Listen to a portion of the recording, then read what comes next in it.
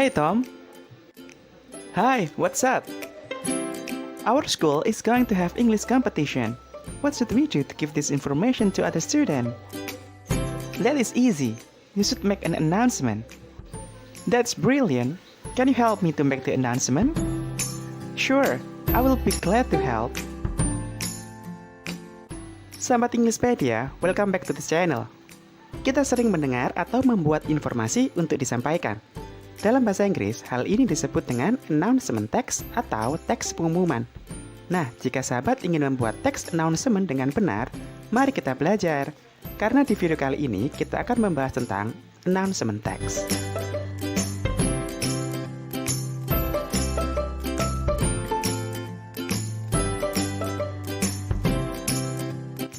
Untuk dapat memahami materi ini, pertama kita akan mempelajari definition of announcement text.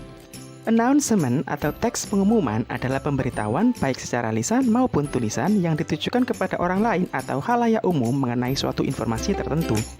Selanjutnya, the social function atau fungsi sosial dari menulis announcement adalah to give information formally to other people about certain events or information, yakni untuk memberi informasi secara formal kepada orang lain mengenai informasi atau event tertentu. Nah, setelah kita memahami pengertian dan fungsi sosial dari announcement text, sekarang kita lihat yuk jenis-jenis teks announcement seperti apa ya. Pada penerapannya, pengumuman atau announcement text digunakan dalam banyak hal, seperti pemberitahuan, himbauan, pengumuman kegiatan, pengumuman orang hilang, lowongan pekerjaan, berita duka, pemberitahuan pembatalan acara, dan lain-lain. Sekarang kita sudah memahami apa itu announcement text. Jadi gimana sahabat Englishpedia? Are you ready to make announcement text? Are you ready? Yes you are. Karena di bagian selanjutnya kita akan mempelajari structure text atau susunan dalam menyusun announcement text.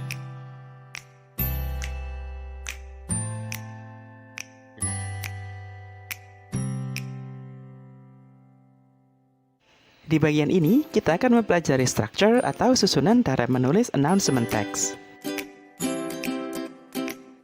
Secara umum, announcement text memiliki 4 bagian: title, receiver, content, and sender.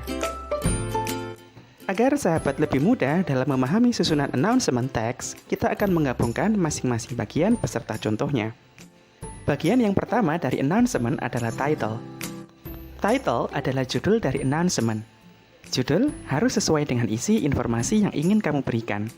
Misalnya kita ingin membuat announcement tentang perlombaan sepak bola. Nah, di sini sahabat bisa menuliskan football competition sebagai judul dari announcement. Selanjutnya, sahabat perlu menuliskan receiver dari announcement text ini. Receiver adalah penerima atau sasaran dari pengumuman yang sahabat buat. Sekarang, mari kita buat contohnya. To all member of student 9A. Selanjutnya, bagian announcement yang ketiga adalah content. Content adalah isi dari pengumuman. Bagian ini berisi what, apa isi dari announcement, where, di mana diselenggarakan, dan when, kapan diadakannya. Sekarang, mari kita susun isi dari pengumuman ini. Our classroom will join football competition. All male students of class 9A need to gather on day and time, Monday at 8 o'clock, place 9A classroom. We are going to choose students who will be the representative of our class football team. Nah, ini adalah contoh dari konten sebuah announcement. Selanjutnya, kita akan membahas bagian yang terakhir dari announcement text, yakni sender. Sender adalah pengirim atau pembuat pengumuman. Sebelum menuliskan nama sender, kita perlu menambahkan salam penutup. Berikut contohnya. Thank you, Chief. Nah, sahabat Englishpedia, kita sudah memahami bagian-bagian dari announcement text beserta contoh dalam menyusunnya.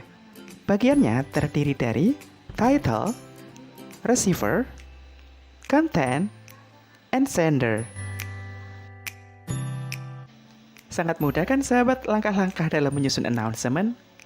Bagian selanjutnya tidak kalah penting nih, yakni kaidah kebahasaan atau grammar yang terkait dalam menyusun pengumuman.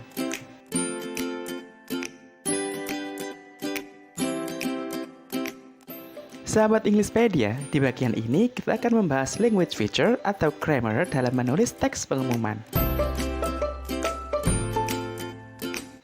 Dalam menulis teks pengumuman, ada beberapa kaidah kebahasaan yang harus sahabat perhatikan. Yang pertama, penulisan teks pengumuman menggunakan simple present tense. Simple present tense is base form of verb, atau kata kerja bentuk pertama. It is used to talk about daily activity. Simple present tense digunakan untuk membicarakan kegiatan sehari-hari. While the pattern, sementara pattern atau rumus yang digunakan adalah subject plus verb 1 and put as or es. And we note here that as or es digunakan untuk subjek she, he, or it. Jadi kalau subjeknya I, you, they, we tidak menggunakan s setelah kata kerja ya. Contoh misalnya, we need to gather on school. Untuk mempelajari simple present tense lebih dalam, sahabat bisa klik tautan di atas. Selanjutnya, unsur kebahasaan yang kedua adalah menggunakan simple future tense. Simple future tense is used to talk about future activity.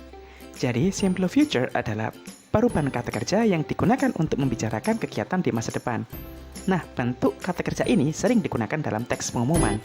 Sekarang, mari kita lihat pattern atau rumus yang digunakan dalam simple future tense. Patternnya adalah subject plus will plus verb 1. Contoh misalnya, we will celebrate football competition. Dan banyak lagi contoh yang lain. Nah, sahabat Englishpedia, itu semua yang kita bisa sampaikan terkait announcement text. So, semoga video ini bermanfaat buat sahabat sekalian dan see you on the next vid. Goodbye.